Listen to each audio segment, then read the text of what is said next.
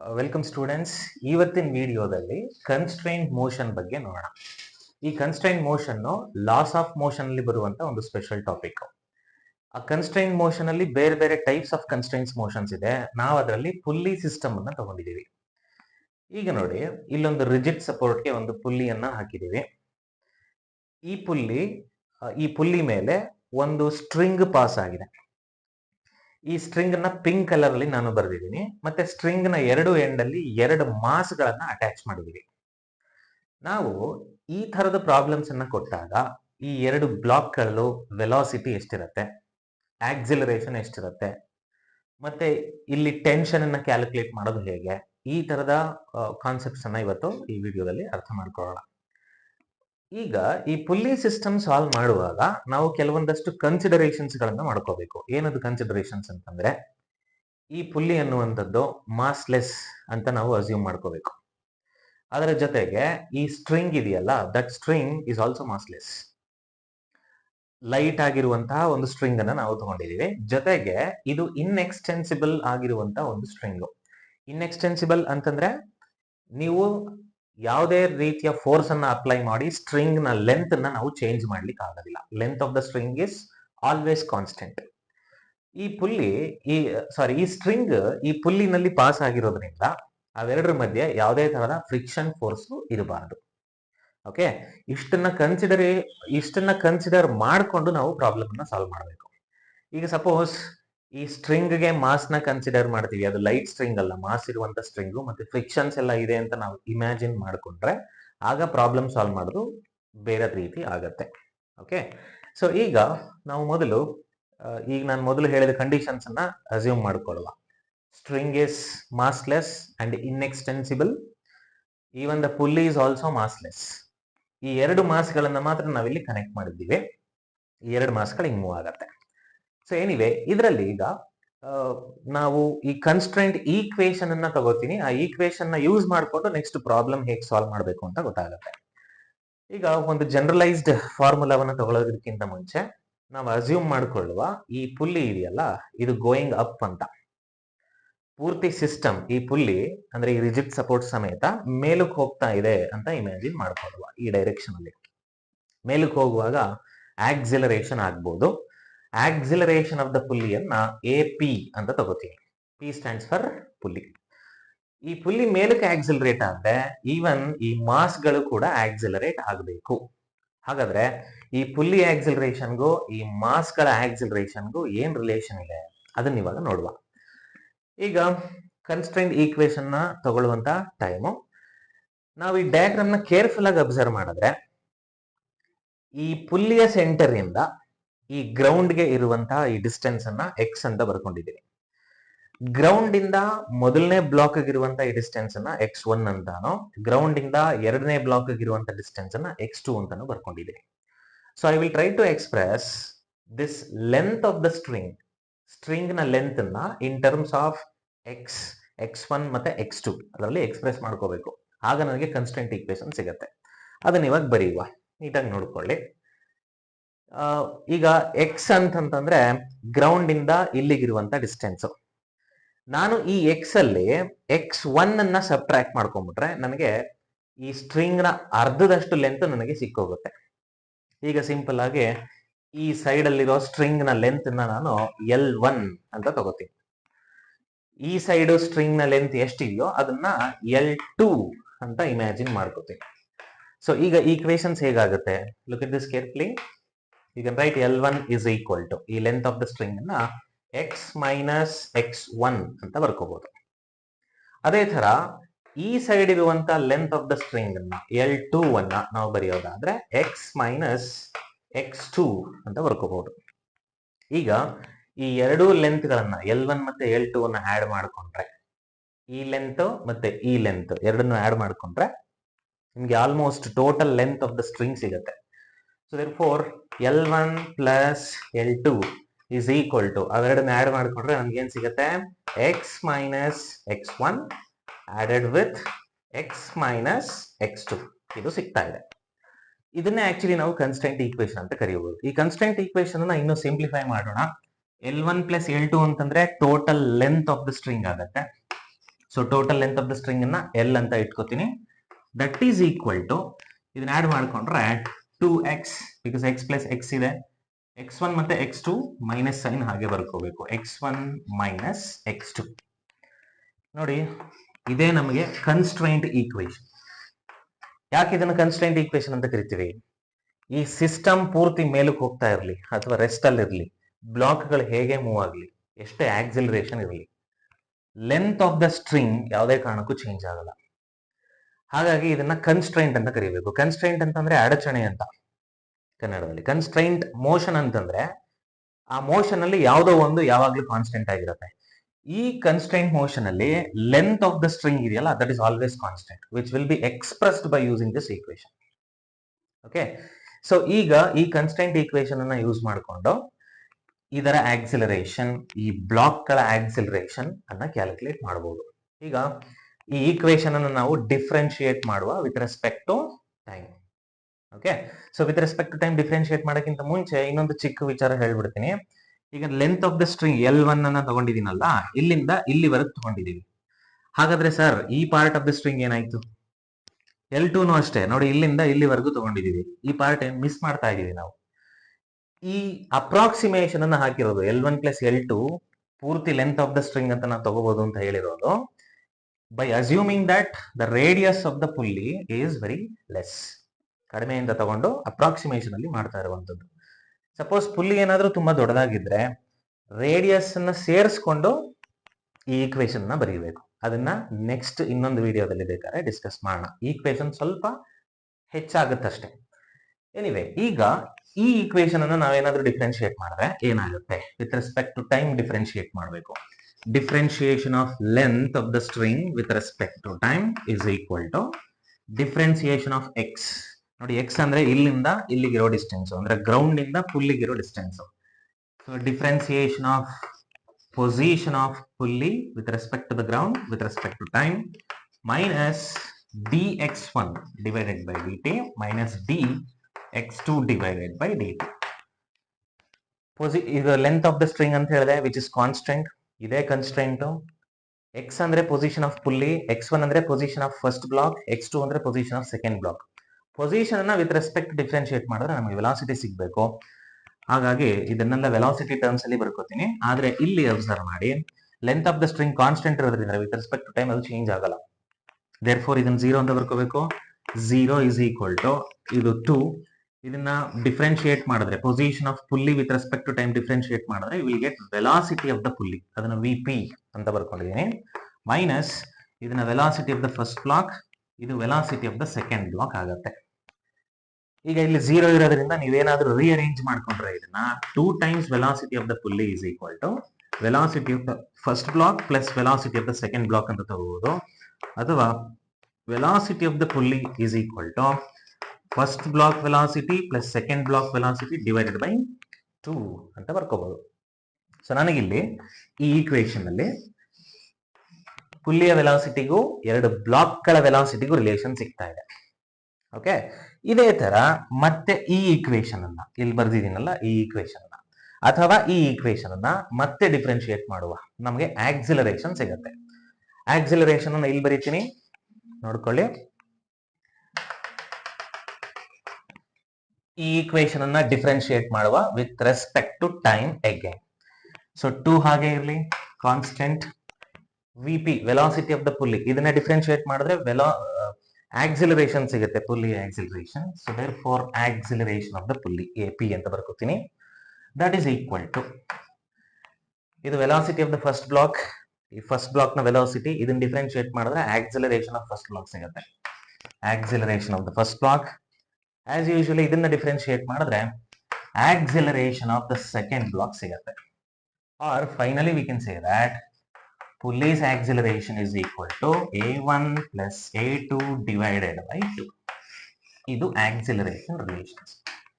ನೋಡಿ, using this constraint equation ಅಂದ್ರೆ length of the string is constant ಅನ್ನೋದನ್ನ use ಮಾಡಿಕೊಂಡು we derive expression for velocity of pulley in terms of velocity of the 2 blocks, acceleration of the pulley in terms of acceleration of the 2 blocks. ಎರಡು ಕೂಡ ಸಿಕ್ಕಿದೆ. ಇದಿಷ್ಟೇ relations ನ use ಮಾಡಿಕೊಂಡು ಬೇರೆ pulley ಪ್ರಾಬ್ಲಮ್ಸ್ಗಳನ್ನ ನಾವು ಸಾಲ್ವ್ ಮಾಡಬಹುದು. ಈಗ ಒಂದು ಸ್ಪೆಷಲ್ ಕೇಸನ್ನ ಕೂಡ ಇಲ್ಲಿ ಇನ್ಕ್ಲೂಡ್ ಮಾಡ್ಬಿಡ್ತೀನಿ. ನಾವು ನೋಡುವಂತ ಎಲ್ಲಾ ಪ್ರಾಬ್ಲಮ್ ಅಲ್ಲೂ ಈ ಪುಲ್ಲಿ ಸಿಸ್ಟಮ್ ಮೇಲಕ್ಕೆ ಹೋಗ್ತಾ ಇರಲ್ಲ. ಸಮ್ಟೈಮ್ಸ್ ಇದೇ ರೆಸ್ಟ್ ಅಲ್ಲಿ ಇದ್ಬಿಡುತ್ತೆ. ಇದು ರೆಸ್ಟ್ ಅಲ್ಲಿ ಇದ್ರೆ ಏನಾಗುತ್ತೆ ಹೇಳಿ, acceleration of the pulley is 0. ಬರೀ ಆಕ್ಸಿಲರೇಷನ್ ಅಲ್ಲ, ಇದು ರೆಸ್ಟ್ ಬಂದ್ರೆ ವೆಲಾಸಿಟಿ ಆಫ್ ದ ಪುಲ್ಲಿ ಕೂಡ 0 ಆಗ್ಬಿಡುತ್ತೆ. ಅವಾಗ ಈ ಈಕ್ವೇಶನ್ಸ್ ಗಳನ್ನ ಹೇಗ್ ಬರೀಬೇಕು ಮತ್ತೆ ಅದರ ಸಿಗ್ನಿಫಿಕೆನ್ಸ್ ಏನು ಅದನ್ನ ಹೇಳ್ತಾ ಇದೆ. ಈಗ ಇದನ್ನ ನೋಡ್ಕೊಳ್ಳಿ, ನಾನು ಬರೀತಾ ಇರುವಂತದ್ದು special case. If pulley is at rest, pulley ಎಲ್ಲೂ ಮೂವ್ ಆಗ್ತಾ ಇಲ್ಲ, ರೆಸ್ಟ್ ಅಲ್ಲಿ ಇದೆ ಅಂತಂದ್ರೆ ಏನಾಗುತ್ತೆ, ವೆಲಾಸಿಟಿ ಆಫ್ ದ ಪುಲ್ಲಿ 0 ಆಗ್ಬಿಡುತ್ತೆ.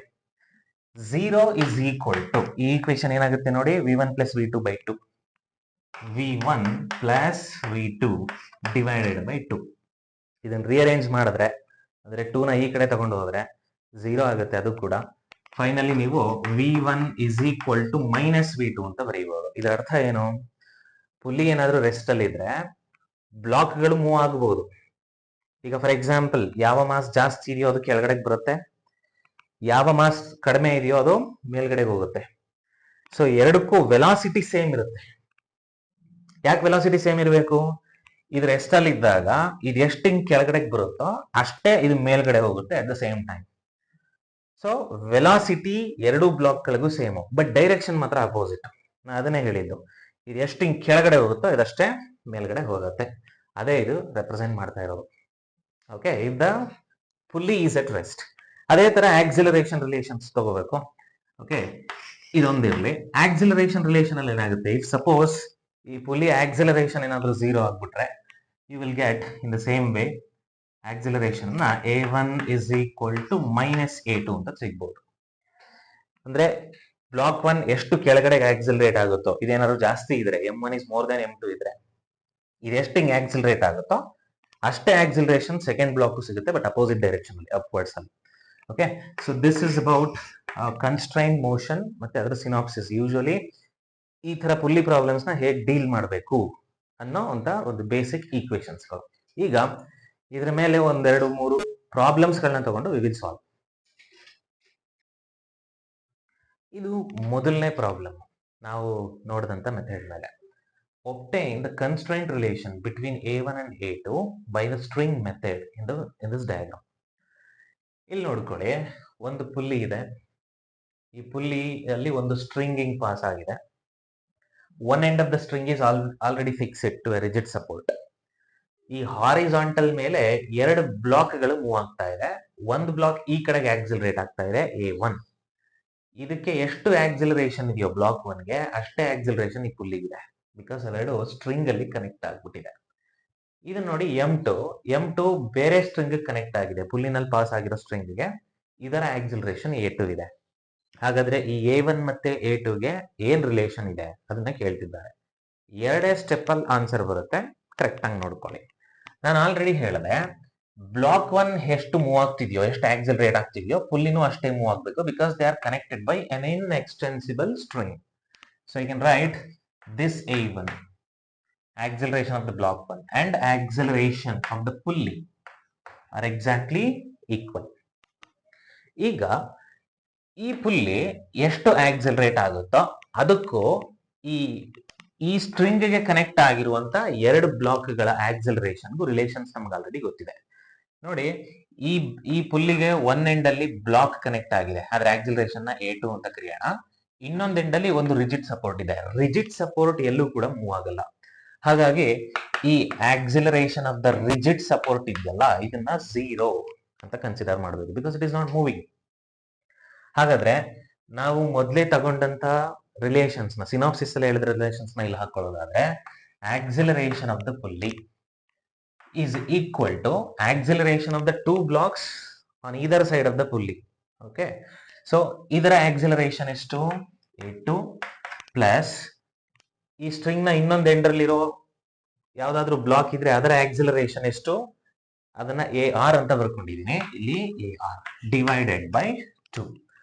ಬಟ್ ಈ ಸ್ಟ್ರಿಂಗ್ ಅಲ್ಲಿ ಇಲ್ಲಿ ಕನೆಕ್ಟ್ ಆಗಿದೆ ನೋಡಿ, ಇದ್ರ ಆಕ್ಸಿಲರೇಷನ್ ಇಲ್ಲ, 0 ಆಗ್ಬಿಟ್ಟಿದೆ. therefore AR ನ 0 ಅಂತ ತಗೋಬೇಕು.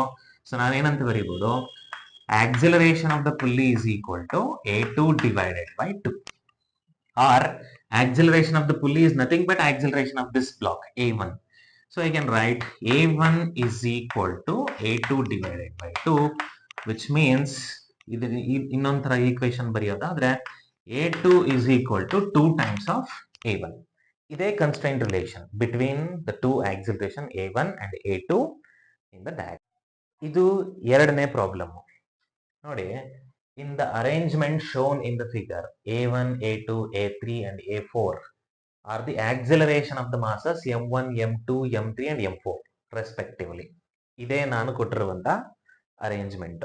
First block, second block, third block, fourth block, ಮೂರು ಪುಲ್ಲಿಗಳಿದೆ. ಒಂದು ಪುಲ್ಲಿ, 2 ಮತ್ತೆ 3. Which of the following relation is true ಅಂತ ಕೇಳ್ತಿದ್ದಾರೆ. ಈ ಡಯಾಗ್ರಾಮ್ಗೆ ಸಂಬಂಧಪಟ್ಟಂಗೆ 4 ಆಪ್ಷನ್ಸ್ ಗಳಿದೆ. ಸೊ ಇಲ್ಲಿ ನಾವು ಕರೆಕ್ಟ್ ಆಗಿ ಅಬ್ಸರ್ವ್ ಮಾಡಬೇಕು. ಇದು ಒಂದು ಪುಲ್ಲಿ ಬಿಟ್ರೆ ಇನ್ ಮಿಕ್ಕಿದ ಎಲ್ಲವೂ ಕೂಡ ಆಕ್ಸಿಲರೇಟ್ ಆಗುತ್ತೆ ಇಲ್ಲಿ, ಅಂದ್ರೆ ಮೂವ್ ಆಗ್ತಾ ಇದೆ. ಸೊ ಕರೆಕ್ಟ್ ಆಕ್ಸಿಲರೇಷನ್ ರಿಲೇಷನ್ಸ್ ಅನ್ನ ನಾನು ಇವಾಗ ನೋಡ್ಕೋಬೇಕು using hour constraint relations. Okay, so ಈಗ ಫಸ್ಟ್ ಈ ತರದ ಪ್ರಾಬ್ಲಮ್ ಅನ್ನ ಕೊಟ್ಟಾಗ ನಾವು ಬಾಟಮ್ ಇಂದ ಹೋಗ್ಬೇಕು.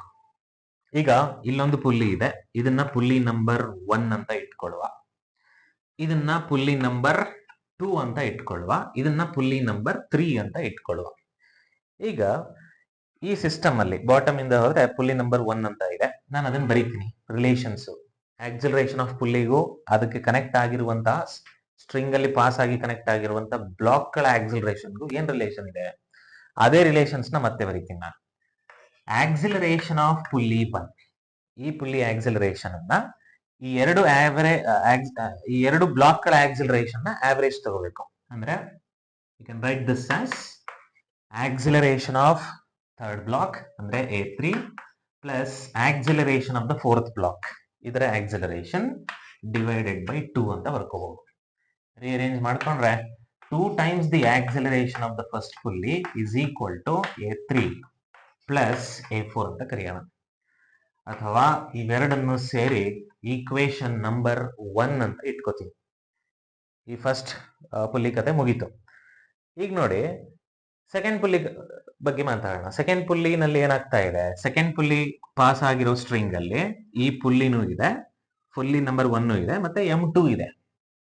ಸೊ ದೇರ್ಫೋರ್ ಇದರ ಆಕ್ಸಿಲರೇಷನ್ ಹೇಗೆ ಬರೀಬೇಕು, acceleration of pulley number 2. Okay, ಇದರ ಆಕ್ಸಿಲರೇಷನ್ ನ ಇವೆರಡು ಆಕ್ಸಿಲರೇಷನ್ ಗಳ ಆವರೇಜ್ ಅಂತ ತಗೋಬೇಕು ನಾವು ಅರ್ಥ ಮಾಡ್ಕೊಂಡಿರೋ ಪ್ರಕಾರ. So therefore acceleration of the second block plus acceleration of the pulley number 1, so P1 ಅಂತ ಬರ್ಕೋತೀನಿ, ಡಿವೈಡೆಡ್ ಬೈ 2. ಸೊ ರಿಅರೇಂಜ್ ಮಾಡ್ಕೊಳ್ಳುವ 2 times the acceleration of pulley 2 is equal to A2 plus ಇದರ acceleration of the pulley 1. acceleration of the pulley 1 ಏನಿದೆ equation 1 ಪ್ರಕಾರ, ಇದನ್ನ ನಾನಿಲ್ಲಿ substitute ಮಾಡ್ಕೊಬಿಡ್ತೀನಿ ಇವಾಗ್ಲೇನೆ. ಸೊ ಅದಕ್ಕೆ ಸೆಪರೇಟ್ ಈಕ್ವೇಶನ್ ಅಂತ ಬರೆಯೋದು ಬೇಡ. ಈಗ ಜಸ್ಟ್ ಈ ಆಕ್ಸಿಲರೇಷನ್ ಆಫ್ ಪುಲ್ಲಿ 1 ಪ್ಲೇಸ್ ಅಲ್ಲಿ ಈಕ್ವೇಶನ್ ನಂಬರ್ 1 ಅನ್ನ ಸಬ್ಸ್ಟಿಟ್ಯೂಟ್ ಮಾಡ್ತೀನಿ. ಅವಾಗ ಏನಾಗ್ಬೋದು equations, acceleration of pulley 1 place ಅಲ್ಲಿ ಇದನ್ನ ಹಾಕಿದ್ರೆ A3 plus A4 divided by 2. ಇದನ್ನ ಸಿಂಪ್ಲಿಫೈ ಮಾಡ್ಕೊಂಡ್ರೆ, ರಿಅರೇಂಜ್ ಮಾಡ್ಕೊಂಡ್ರೆ ನಿಮಗೆ 4 times the acceleration of pulley 2, ಅಂದ್ರೆ ಈ 2 ನ ಇಲ್ಲಿಗೆ ಮಲ್ಟಿಪ್ಲೈ ಮಾಡ್ಕೊಂಡೆ, ಇಲ್ಲಿಗೂ ಮಾಡ್ಕೋಬೇಕು. 2 times the acceleration of second pulley plus A3 plus A4 ಅಂತ ಬರೀಬಹುದು. ಅಂಡರ್ಸ್ಟುಡ್? ಸೊ ಈಗ ಇದನ್ನ ಈಕ್ವೇಶನ್ ನಂಬರ್ 2 ಅಂತ ಇಟ್ಕೊಳ್ಳುವ. ಇನ್ನು ಉಳ್ಕೊಂಡಿರೋದು ನಮಗೆ ಕೊನೆ ಪುಲ್ಲಿ. ಈ ಕೊನೆದ್ ನೋಡಿ ಆಕ್ಸಿಲರೇಟ್ ಆಗ್ತಾ ಇಲ್ಲ, because it is connected to rigid support and rigid support is not moving anywhere, ಇದೆಲ್ಲೂ ಮೂವ್ ಆಗ್ತಾ ಇಲ್ಲ. ಹಾಗಾಗಿ ಇದನ್ನ ಬರೀತೀನಿ ನೋಡಿ, acceleration of pulley 3 is equal to 0. ಇದು ಯಾವುದೇ ತರ ಆಕ್ಸಿಲರೇಷನ್ ಆಗ್ತಾ ಇಲ್ಲ. ಹಾಗಾಗಿ ಇದರ ಆಕ್ಸಿಲರೇಷನ್ ಏನಂತ ಬರೀಬಹುದು, acceleration of this must be average of acceleration of these 2. ಇವೆರಡರ ಆವರೇಜ್ ತಗೋಬೇಕು. ಅಂದ್ರೆ acceleration of the first block plus acceleration of the pulley 2 P2 divided by 2. But ಇದು 0 ಆಗಿರೋದ್ರಿಂದ, ಓಕೆ, ಇಲ್ಲಿ 0 ಆಗಿರೋದ್ರಿಂದ ನಾವೇನಂತ ಬರೀಬಹುದು ಅಂದ್ರೆ acceleration of the first one is equal to minus of acceleration of pulley 2 ಅಂತ ಬರ್ಕೋಬಹುದು. ಈಗ ನಾನು ಈ ಈಕ್ವೇಶನ್ ನಂಬರ್ 2 ನಲ್ಲಿ ಆಕ್ಸಿಲರೇಷನ್ ಆಫ್ ಪುಲ್ಲಿ 2 ಇದೆ ನೋಡಿ, ಅಲ್ಲಿ ಇದನ್ನ ಸಬ್ಸ್ಟಿಟ್ಯೂಟ್ ಮಾಡ್ಕೋತೀನಿ. ಓಕೆ, ಸಬ್ಸ್ಟಿಟ್ಯೂಟ್ ಮಾಡ್ಕೊಂಡ್ರೆ ಏನ್ ಸಿಗತ್ತೆ? equation 2 becomes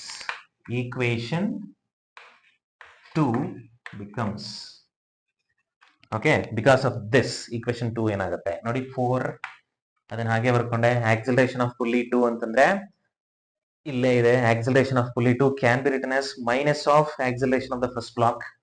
ಸೊ ಈ ಪ್ಲೇಸ್ ಅಲ್ಲಿ minus of acceleration of the first block that is equal to the same thing. ಇದನ್ನ ಹಾಗೆ ಬರ್ಕೋತೀನಿ, 2 times the acceleration of second one plus a3 plus a4 ಈ ರೀತಿ ಬರ್ಕೋಬಹುದು. ನಾವು ಆಲ್ಮೋಸ್ಟ್ ನಮಗೆ ಬಂದಿರೋ ಈಕ್ವೇಶನ್ ಈ 4 ಆಪ್ಷನ್ ಅಲ್ಲಿ ಎಲ್ಲೋ ಒಂದ್ ಕಡೆ ಮ್ಯಾಚ್ ಆಗ್ತಾ ಇದೆ ಆಲ್ರೆಡಿ.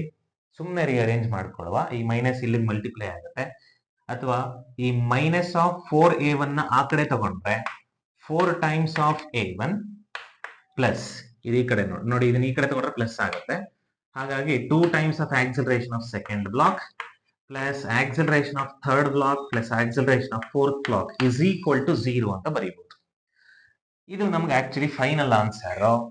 ಈ ಆನ್ಸರ್ ನಮ್ಗೆ ಆಪ್ಷನ್ 1 ಜೊತೆಗೆ ಮ್ಯಾಚ್ ಆಗ್ತಾ ಇದೆ. So therefore this is the correct answer. Very simple ಆಗಿ ಸಾಲ್ವ್ ಮಾಡಿದೀವಿ. ಸೊ ನೋಡಿದ್ರಲ್ಲ, ಕನ್ಸ್ಟ್ರೈಂಟ್ ರಿಲೇಷನ್ಸ್ ನ ಯೂಸ್ ಮಾಡಿಕೊಂಡು ಈ ಎರಡು ಪ್ರಾಬ್ಲಮ್ಸ್ ಗಳನ್ನ, ಈ ಎರಡು JEE ಪ್ರಾಬ್ಲಮ್ಸ್ ಗಳನ್ನ ಬಹಳ ಕಡಿಮೆ ಸಮಯದಲ್ಲಿ ಸಾಲ್ವ್ ಮಾಡಿದ್ವಿ.